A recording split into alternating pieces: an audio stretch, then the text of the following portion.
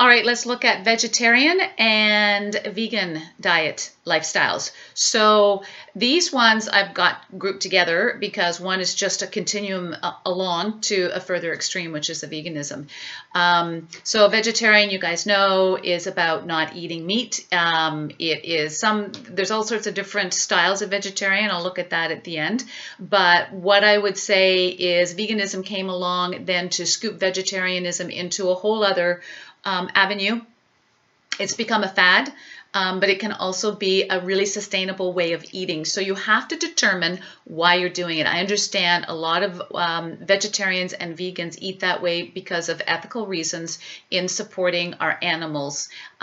Yes, and that is a good reason for sure. It also supports lowering the footprint that can be caused, the damaging footprint that can be caused from commercial farming and in support of sustainable agriculture. Now, there is an argument to be said about that. There's always an argument on both sides of almost any fence. And basically, research is showing that there's more damage to the environment, or just as much, through expansive agriculture. And that organically, locally raised animals in confined areas is a great option. So we have to kind of look at it in the big sphere here, for sure. You'll have to ask why you're doing it. Why you're doing it? Are you doing it for health reasons? Are you doing it for ethical reasons? Those are cool. Now, if some people are doing it for weight loss, and weight loss has been shown is not one of the components of vegetarian or veganism. In fact, weight gain can be because of the lesser amounts of protein, and of course in veganism, the lack of any kind of animal protein or product, and the carbohydrates and the grains and the beans and the legumes can come in to take the place to try to get that protein up. Number one, it's an incomplete protein, so you really have to work hard to try to get your protein up. And number two, it can add to weight gain. So when you take away or minimize a food group like protein, of course, the carbs and the fats have to increase. So we need to be careful with that. What I do like about vegetarian and veganism is it is nutrient dense, enzyme rich, increase in antioxidants through all of the quality fruits and vegetables and grains, and it's a great way to live. It's a whole food diet. It's really it's Mother Earth, and it has all of its nourishment intact. Now, a lot of vegetarians and vegans will still eat processed, just as a course of action. So you can't necessarily say that vegetarian veganism is healthier because it's whole foods, because like any diet plan, you can find its alternative in the processed form. So a lot of vegetarians and vegans will go to protein bars and shakes and things like that. But those, in my opinion, are processed. They may come from whole quality foods, but it's like taking apart an orange and then trying to put it back together again. The enzymatic and nutritional profile has been broken apart, and it can't seam itself back together again. So we need to be careful about how we talk about what we're eating within an eating style, because any kind of eating style can be healthy or not. But I find that there's more deviance with vegetarian and veganism because it's not based on cultural, like the Mediterranean, where it's all about food found in the ground. It is based on not having or lowering or not having your meat, certain kinds of meat. Some poultries, depends on the vegetarian, none at all for the vegan. And so in order to try to consume their protein values, a lot of times they have to consume processed, which I call processed stuff that's in a package, right? It's still quality. You can still have quality in a package for sure, but we need to be careful with that. Basically, the veganism is very strict, so you have to be really diligent with it. You have to give it time as well.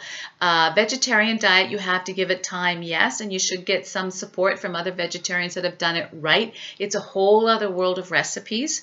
It's a whole other community all in itself, and there's great support for it. Veganism, I find, is obviously more to the extreme, and more support needs to be in place because it's newer than vegetarianism, and it's very, very strict.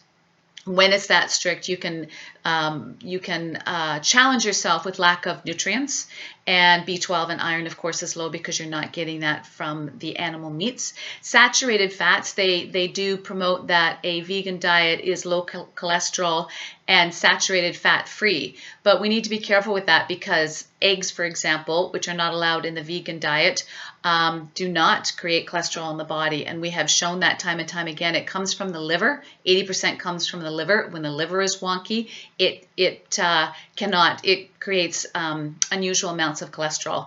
And then the saturated fat is a necessity in order to absorb the fat-soluble vitamins A, D, E, and K, which support our bones. So some vegans in time, it takes time, of course, but some vegans in time can get what we call soft bone disease.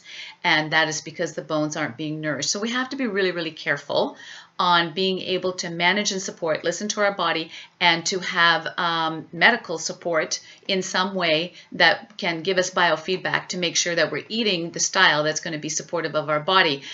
I've seen a lot of great vegetarian bodybuilders and triathletes. There's not a lot of them, and they all said it was a tough go to switch over, but there are some great ones. So I think a lot of it depends on your genetics and depends on your discipline as well.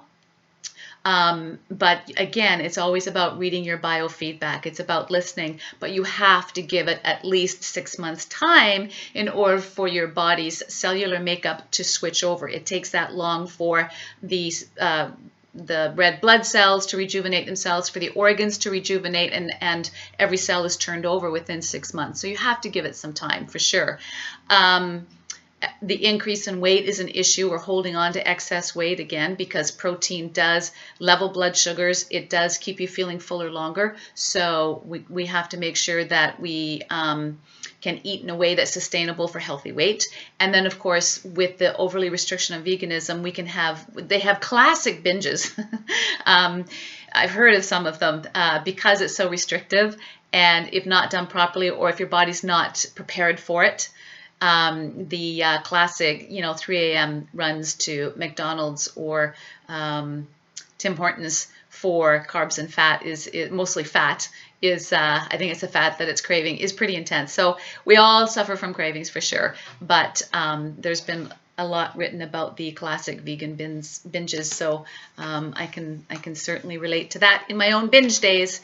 So that is vegetarian and veganism, and it is just about being aware, listening to your body, and having a mentor along the way who's doing it right and feeling great and having done it for years that can help you through it.